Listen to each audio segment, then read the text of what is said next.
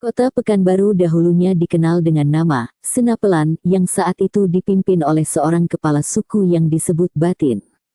Daerah ini terus berkembang menjadi kawasan pemukiman baru dan seiring waktu berubah menjadi dusun payung sekaki yang terletak di muara Sungai Siak.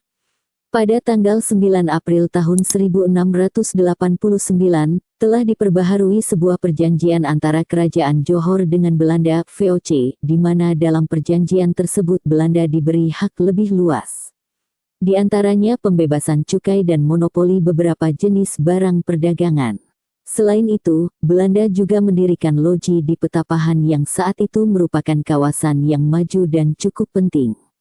Karena kapal Belanda tidak dapat masuk ke Petapahan, maka Senapelan menjadi tempat perhentian kapal-kapal Belanda. Selanjutnya pelayaran ke Petapahan dilanjutkan dengan perahu-perahu kecil. Keadaan tersebut membuat payung sekaki atau Senapelan menjadi tempat penumpukan berbagai komoditi perdagangan, baik dari luar untuk diangkut ke pedalaman maupun dari pedalaman untuk dibawa keluar berupa bahan tambang seperti timah emas, barang kerajinan kayu dan hasil hutan lainnya.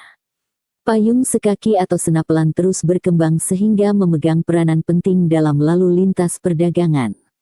Letak Senapelan yang strategis dan kondisi Sungai Siak yang tenang menjadikan perkampungan ini memegang posisi silang baik dari pedalaman Tapung maupun Minangkabau dan Kampar. Hal ini juga merangsang berkembangnya sarana jalan darat melalui rute Teratak Buluh, Sungai Kelulut, Tangkerang hingga ke Senapelan sebagai daerah yang strategis dan menjadi pintu gerbang perdagangan yang cukup penting. Perkembangan Senapelan sangat erat dengan Kerajaan Siak Sri Indrapura.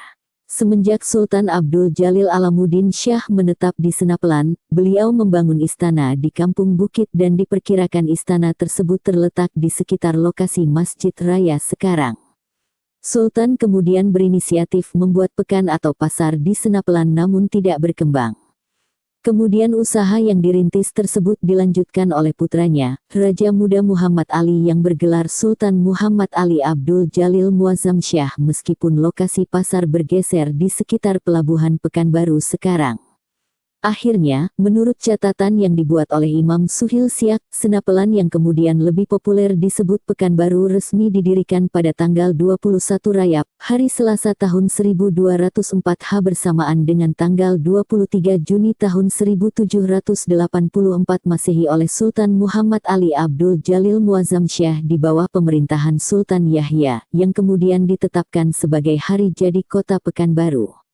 Sejak ditinggal oleh Sultan Muhammad Ali Abdul Jalil Muazzam Syah, penguasaan Senapelan diserahkan kepada Datuk Bandar yang dibantu oleh 4 Datuk Besar yaitu Datuk 50, Datuk Tanah Datar, Datuk Pesisir dan Datuk Kampar.